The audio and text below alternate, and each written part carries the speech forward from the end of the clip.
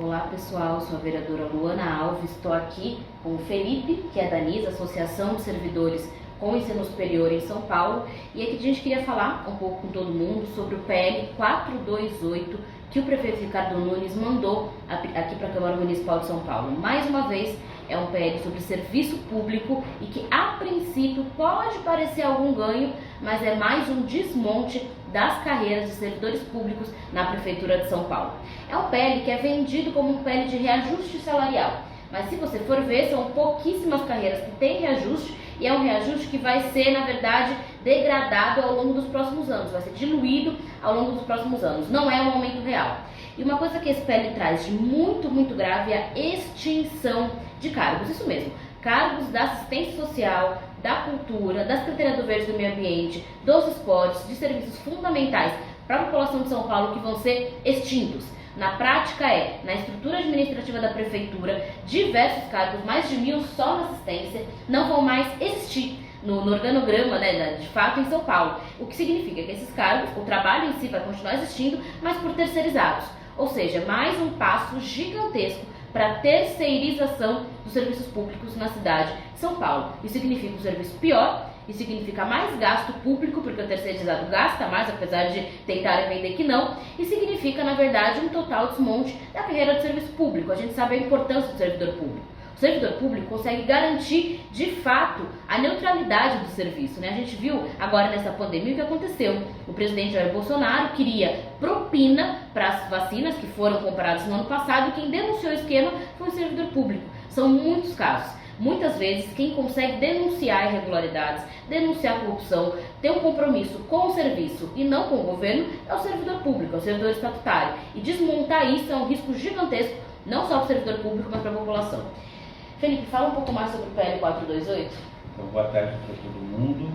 Agradecendo aqui o convite da Luana para a gente falar um pouco a respeito desse projeto, Mais um projeto que, infelizmente, tem por perspectiva acabar, liquidar com o servidor público estatutário da Prefeitura de São Paulo. Esse, em última instância, é o objetivo desse projeto.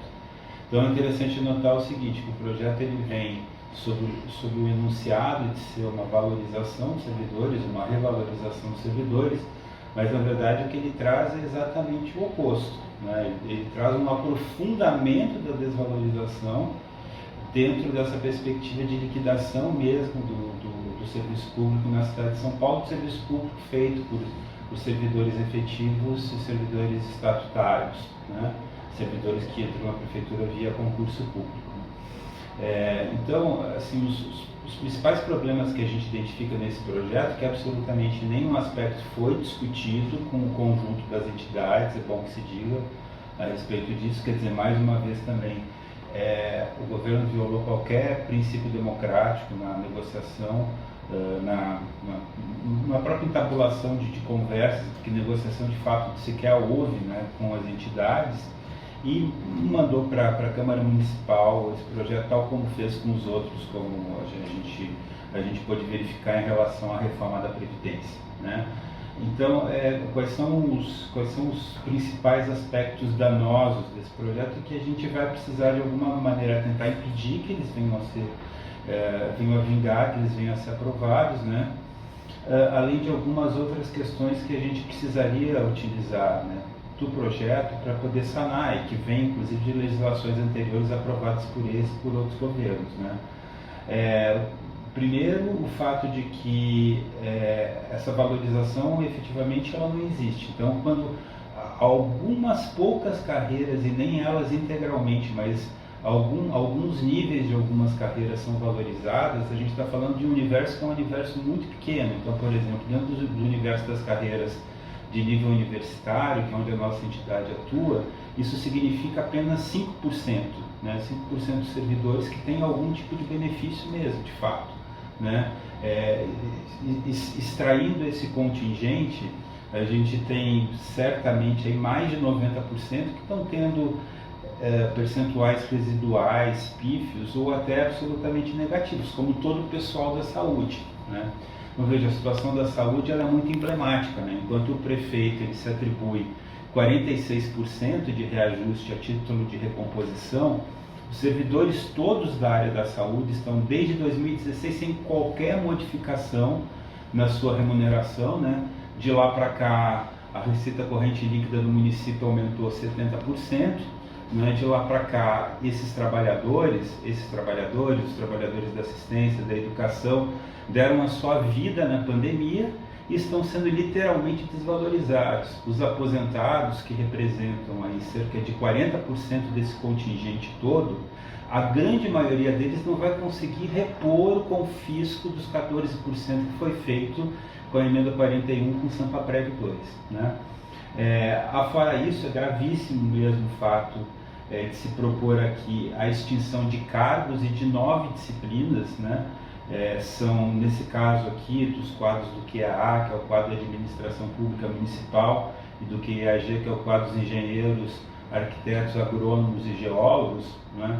A gente está falando aí de cerca de 7 mil cargos que seriam diminuídos a menos da metade, cerca de 45%, né? E a gente está falando de uma estrutura que, inclusive, ela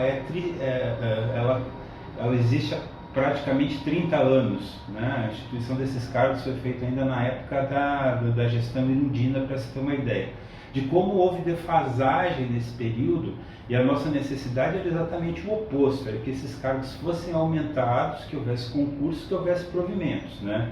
E o que está se fazendo aqui é extinguir 3.300 cargos, aproximadamente, já de uma vez, né? E extinguir 9 disciplinas das 41 disciplinas, né? O que mostra que também não é uma administração que está pretendendo dar conta da multiplicidade, da pluralidade, das várias necessidades que a cidade tem, né? E sem querer estabelecer qualquer tipo de hierarquização, aqui a gente não está falando de qualquer tipo de profissional, a gente está falando de um profissional que, além de atuar assim na ponta, né, tem a responsabilidade de planejar, tem a responsabilidade de pesquisar, tem a responsabilidade de monitorar, de fiscalizar o conjunto de serviços em todas as áreas. São profissionais que faltam hoje nas unidades públicas de todas as áreas também, da assistência, do esporte, da cultura, né? São profissionais que são absolutamente essenciais para garantir o direito radical de populações que necessitam disso, de idosos, de moradores de rua, de pessoas com deficiência, para assegurar a preservação do patrimônio histórico e ambiental da cidade, e que está sendo simplesmente destruído, sem se dizer o que vai se fazer, embora a gente saiba, né? O que vai se fazer provavelmente no lugar, certamente no lugar, ao modelo inclusive num projeto que já circula aí, né? Que é o chamado São Paulo Licencia, que é instituir carreiras de seletistas com comissionados para fazer o lugar, né, de trabalhadores que só podem ser trabalhadores públicos, né? Porque assim, quem pode exercer essa gestão e esse controle só podem ser servidores públicos, nunca pode ser o privado, né? O privado ele é justamente um objeto dessa gestão, desse controle, dessa fiscalização, desse monitoramento, né? E aí, de fato, a gente tem um conteúdo pernicioso de reforma administrativa que entrega absolutamente tudo, inclusive o núcleo de gestão mesmo, o núcleo de inteligência, o núcleo de formulação da cidade para o interesse privado, né? Sem qualquer tipo de regulação, né? E não com outro interesse prioritariamente que não o próprio interesse do lucro, né? Bom, afora isso, o projeto também ele faz mudanças na estrutura das carreiras, embora ele não fosse um projeto de reestruturação, ele cria um novo quadro, né? Faz uma distinção de um quadro que está sendo repartido de novo, que é o QAA, só para criar uma distinção econômica que já foi suscitada inclusive em 2015, quando se fez o primeiro projeto de subsídio para essas carreiras, né? Então tem uma carreira que está recebendo aí uma valorização, essa, né, de fato, em relação a outras que ficam num limbo, né, ficam desvalorizadas como as demais. Mas esse processo também é feito sem absolutamente nenhuma discussão. E chama a atenção que nesse projeto também eles pretendem mudar as regras de evolução, ou seja, as regras de promoção e de progressão, né? Particularmente a regra de progressão diferente do que é hoje, né? Que passaria a depender da variação de desempenho anual E a avaliação de desempenho, a gente sabe que não somos contra a avaliação do servidor, não somos contra, pelo contrário, a gente é a favor da formação permanente do servidor, da sua capacitação em serviço, né? Mas a mudança nas regras de progressão, elas visam colocar um ingrediente lá de arbítrio, porque ela vai ser disposta pelo próprio prefeito, né? Que vai inclusive poder criar um impedimento à evolução, né? Um impedimento à evolução na carreira, um cheque em branco. Então é um dispositivo pequeno, breve, mas que é capaz de afetar profundamente o desenvolvimento das carreiras de quem está nessas carreiras hoje e já numa situação de enorme desvalorização. Fora isso, eu acho que de um modo geral a gente devia complementar, um projeto mal feito em todos os sentidos, né? Então, por exemplo, ele não prevê que quem não está nessas carreiras tenha qualquer tipo de reajuste, mesmo esses pequenos reajustes, né? Eles estão previstos. Aqui não existe previsão, inclusive, para reajuste dos aposentados que não têm paridade, né? E em se tratando de aposentados que já foram extremamente penalizados pela reforma previdenciária, né? Aqui a gente tem a oportunidade, inclusive, de sanar alguns graves prejuízos que esse segmento também teve ultimamente, né? Primeiro, em relação, né, a gente precisa lembrar sempre, os aposentados com deficiências e doenças graves, que na última reforma da Previdência Municipal, acabaram perdendo esse benefício, ou seja, a isenção que tinham até o teto de 2 salários do INSS, ou seja, aproximadamente R$ 1.400 até esse valor, passou a ser descontado agora mensalmente, né, desses servidores que estão em situação de sobrevivência, de risco extremo, né, e que é a oportunidade, inclusive, né, que pese o projeto ser um projeto ruim no seu conjunto, mas é algo que precisa buscar essa oportunidade para reparar isso, e a gente já sabe que, inclusive, o próprio IPREM declarou que é possível fazer com que seja restituída essa isenção, e se assim não for feito, pelo menos que se estabeleça um abono compensatório, de modo que esse valor seja restituído aos aposentados. Mas, afora isso, né, a gente continua tendo um problema muito sério em relação aos aposentados e aos admitidos. Os aposentados, né, sobretudo depois da mudança que a gente teve com o subsídio em 2015, né, eles foram alijados de qualquer tipo de ganho. Então, todas as bonificações, as gratificações, as outras formas de incentivo que se dá para os ativos, né, elas não são recebidas, não são aproveitadas pelos aposentados. E os aposentados, eles acabam em cheio sofrendo com a política do 0,01%. Não bastando isso, né, também em 2015 e 2016, esses aposentados com a legislação do subsídio, eles foram profundamente discriminados no que diz respeito ao seu enquadramento, ou seja, eles perderam a possibilidade do ganho de até 4 referências, embora tenham as condições e os requisitos para ter esse ganho, né? Então ele já vem de muito tempo com as suas remunerações, com seus proventos praticamente congelados. Então a perda dos aposentados é uma perda muito maior. E a mesma coisa se dá em relação aos servidores admitidos, que são servidores que entraram pela porta da frente, são servidores estáveis, para quem nunca se fez concurso público, né, e que também sempre foram desvalorizados, né. E eu acho que a oportunidade que a gente tem também, né, de tentar fazer a retificação nessas situações, em nome naturalmente de um princípio de justiça, de equidade, de paridade, de isonomia que esses servidores merecem, né? Obrigada, Felipe, por trazer de uma forma bem separada, bem didática os pontos do PL.